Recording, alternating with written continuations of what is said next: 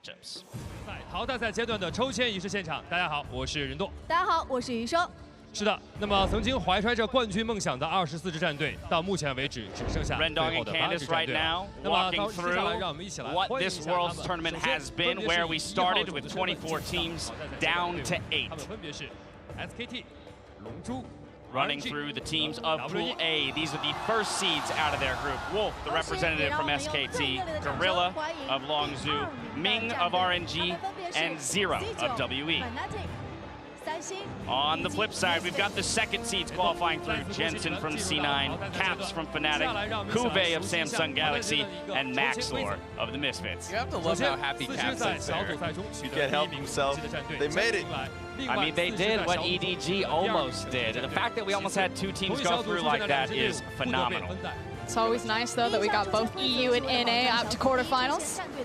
Running through some of the rules, of course, don't worry. We've got plenty of people behind the scenes checking every single one of the picks to make sure that the draws are validated, and we will deliver that information to you as we receive it. 我们接下来将请出今天的抽签嘉宾，让我们欢迎 OMG Icon。有请 Icon。So Icon. Oh, go for it. Yeah, Icon is the mid laner for OMG. A lot of people will recognize as Cool was the former big mid laner, but he actually transferred teams to Newbie and then to LGD. Where do I get my hands on a suit like that? He is very handsome. 接下来请 Icon 开始进行抽签。Beginning the draw.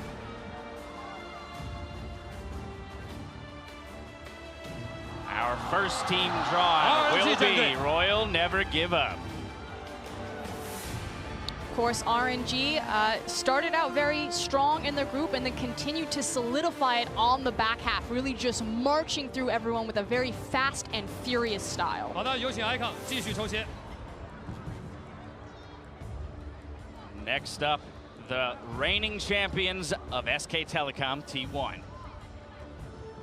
You have to feel like everyone is going to be hoping to dodge Samsung. I think that is really the #2 seed that no one wants, because although they showed a lot of weaknesses, we know how high their highs are, talking about teams who can improve. They did take SKT to a Game 5 in finals, which had never really been done before. So that is one of the reasons why you truly want to WE, the third team picked, will go to the opposite side of the bracket. Zero can't quite figure out where to look on the screen. He's like, what, over there? No, over here? Got it. 请 Icon 继续抽签。 No surprises there. Longzhu, the last of the 1 seeds. And this does mean this opposite side of the brackets for Longzhu and SKT looking like. So, you know, that is potentially something that could be set up for that finals. I mean, the 2 Chinese teams as well, right?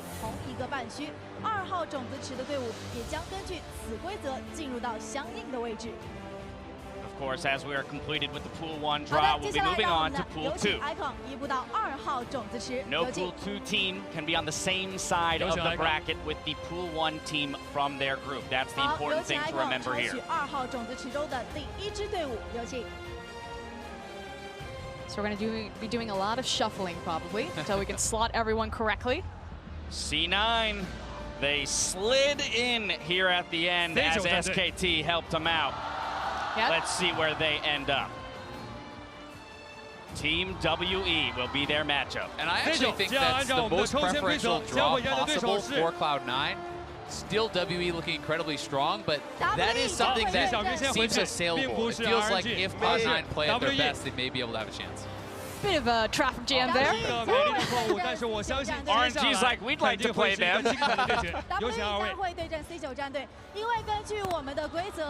There it is. I want to confirm just for the viewers that this is correct. C9 versus WE, just so there's no confusion. Have bees in his collar? Because that is some style that I want to take. His name is literally Icon. I don't know what you want. Our next team to be drawn from Pool 2, who's it going to be?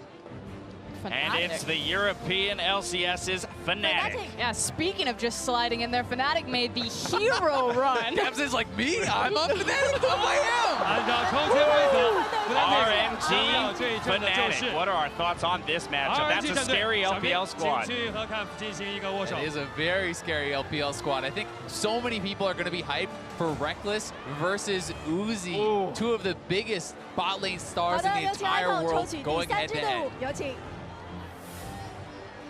Only 2 teams left to be drawn. Samsung Galaxy and Misfits. And it will be Samsung Galaxy of the LCK. Gonna have to see where they go, because that really is the second seed that everyone's talking about, and it's gonna be an all-Korean affair. That is a spicy quarterfinal for sure. Yikes, that matchup is gonna be quite something, because Samsung will have to really bring the heat if they want to keep up. This means that the last matchup will be SKT Misfits. We will of course complete the draw just to confirm. But oof, the suspense, it's Misfits. And while it is SKT, and yes, SKT is the favorites, and yes, they are the 3-time world champions, they showed a lot of weakness in the early game where Misfits really did excel. So maybe a way in for this team. Who looks more beatable out of the LCK teams, Samsung or SKT? Samsung. Going through the matchups one more time for clarity. 肯定会在广州上演属于所有英雄联盟的一场非常精彩绝伦的一场又一场的好戏。 I mean, Misfits, the team that says that they want to win it all. What better way to do so than the first quarterfinal match against the reigning champions? Yeah, I mean, challenger to quarterfinals. How about challenger to semifinals, taking down the world champions? Well, that brings a close to the knockout stage draw, which means that we get some time to talk about 4 very intriguing matchups. So, what's the first one you guys want to jump at? Samsung Longzhu. That's really the one that seems like there is a smaller disparity between the 2 teams. So that's the one that I want to see. Even though I think you can almost always expect Longzhu to come out ahead on this one, I think that's the one where you'll have the closest game out of all of them. There's also a huge stylistic mismatch there. You have Longzhu, who are just the sprinters coming out of the finish line. They've got the crazy, wacky picks. And then you have Samsung Galaxy, very slow, patient, methodical, as well as the cool clash between Cuvée and Khan. And I'm really excited to see it because it has been that stylistic difference, and because of the adaptations and the changes we've seen in the Week 2 meta. You know, the Caitlyn coming in and some of these different picks that have been coming out and really kind of shaking things up, because Longzhu, we know their style. They stayed true to that style in the LCK. They stayed true to that style in the group stage. And I think that Samsung will have to make some adaptations, but there's been kind of a sampling of choices that have been presented by some of these teams in Week 2, and they can maybe try to find out what best fits their style. All right, well, that, of course, is only one of the 4 matchups. We have, of course, C9 drawn against WE. At first glance, your gut check was perhaps the most preferable draw for C9? I actually kind of think that this is almost like mini Longzhu versus mini Samsung in a sense. We talked about stylistic mismatch.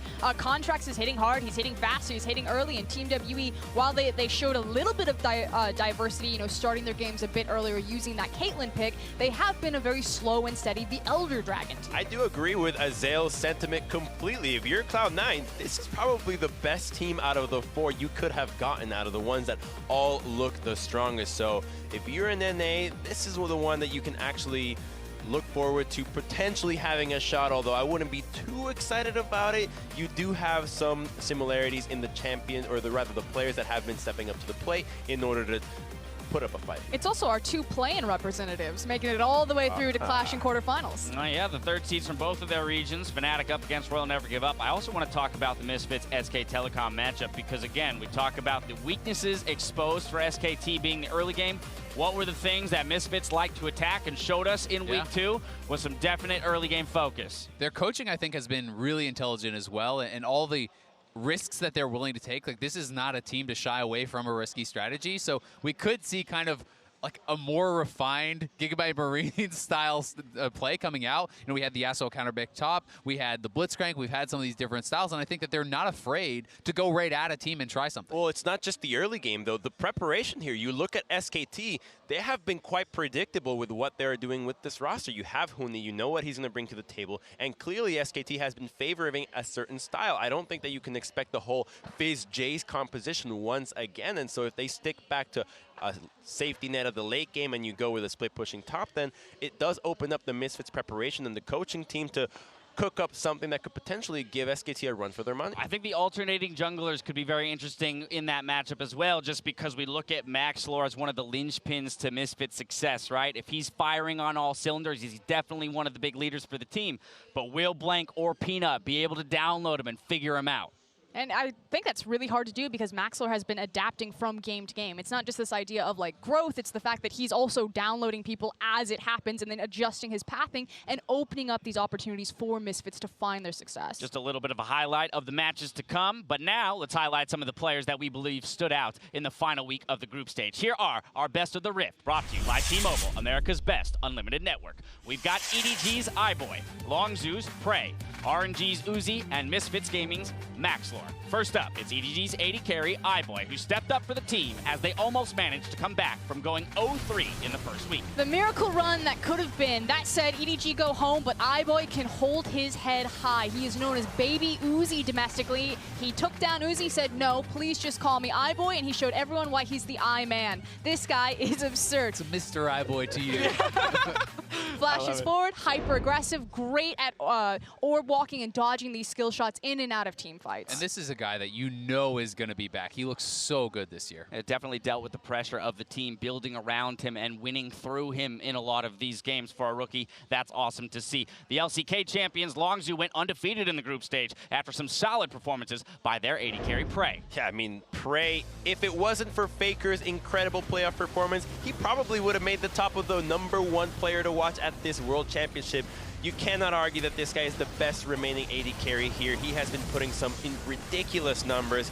And this team fight you see, I believe this was a game he had 1,500 damage per minute. He and Gorilla, longtime duo, are just the backbone of Longzhu Gaming. You said best remaining AD carry here. I'm going to go one step further. I think he was the best AD carry at the tournament. Strong words. If iBoy played like he did today every time, Prey has been a god. Right, there might be a case, but Prey, exactly. that picture of consistency at such a high level. Now RNG managed to secure the first seed, and their AD carry Uzi now has his eyes on finally winning a world championship. He's still looking for that first world title, but a dominant group stage and first seed into the quarterfinal puts him in prime position to move forward and snag it. If the meta continues to evolve around the bot lane, I'll be very excited to see what he is able to accomplish in the bot lane. It's not just him, it's also his partner in crime next to him in Ming, but you are correct. Uzi is just entitled to miracles sometimes, because he's Uzi. I love it. I love it. I wish I was just entitled to miracles. Me? All right, finally we have Misfits Gaming's jungler Maxlor, who came into the roster ahead of the summer split. Now he's ready for the quarterfinals at Worlds, looking to take the team to new heights. And I'm one of the people that really was counting Misfits out in this group, but they played so incredibly well, and Maxlor stood out so much to me, not only as a playmaker, but as someone who's willing to adapt, who's not repetitive, who's doing different pathing in the early game, really attacking the opposing team's weaknesses, as I think he really exploited a lot of problems against TSM, being able to completely shift the game, taking down Hansor and Jace time and time again, and he was able to do that against multiple teams. Yeah, my favorite thing about him is the mentality that he's been sharing with us in the interview so far, that you have to have the winning mentality, that you have to believe that you're going all the way, but not to be cocky about it. You have to be realistic and understand what you have to do to get there all the way, because we've had League for many years, and many people have been having struggles with figuring out how you think about the game properly, and I think that the Misfits actually have the right mindset for it. Absolutely a winner's mindset. We'll see which players will step up next week as we kick off the quarterfinals in Guangzhou. From first CS till the final team fight, you can follow the Best of the Rift in more places than ever before. T-Mobile, America's best unlimited network. Now, as we round out the group stage here in Wuhan, let's check out some of your big plays from the final week, brought to you by Acer Predator. First up, EDG's iBoy came up big as Twitch in their game versus AHQ. At Fofsachi, I hope I said that correctly, was surprised, saying, wait, iBoy is actually insane at League of Legends. Well, look at the mini-map, because Mountain's coming in from behind. Actual Prison misses! You cannot miss that shot, Mountain! That's a double kill for iBoy! And Captain surprised! Will not even take it down! Here comes Kayla, the flag, drag, triple kill! iBoy, you are amazing! 可以来一下，看一下打一波，第三把，看到，这边有，准备保家，可以打，我防右盾，杀什么？我不拦。兄弟。 And you know, I'm finally ready to call it. When iBoy first came in midway through the split, I was like, Ardent Sensor meta, he's got John on Lulu. It's super easy to look amazing. Nah, he's actually just great. Well, Mountain did help him out there with that whipped ultimate. That was Even was still, something. I would not have the first clue how to start navigating that fight as an AD carry when you've got a Sejuani behind you and damage dealers running at you. Yeah, exactly. Take your hands off the keyboard. Earlier this week, Fnatic started their comeback with a dramatic win against Immortals at Joe Paget wrote, "Oh my God, Fnatic die for the Nexus. What a finish." Caps a bit low. Do they have the damage roller? Must go big. Shockwave. Kentis reckless. Now on to the Nexus they're going. Do they have the damage output? The hits are coming in. Is it going to be the game? Fnatic. Look to knock him down. Will they get Soed? He's trying. It's the game. Hit Nexus. Everyone hit Nexus. Everyone hit Nexus. Hit Nexus. Hit Nexus. Hit the Nexus. Polymorph. Hit the Nexus. Oh.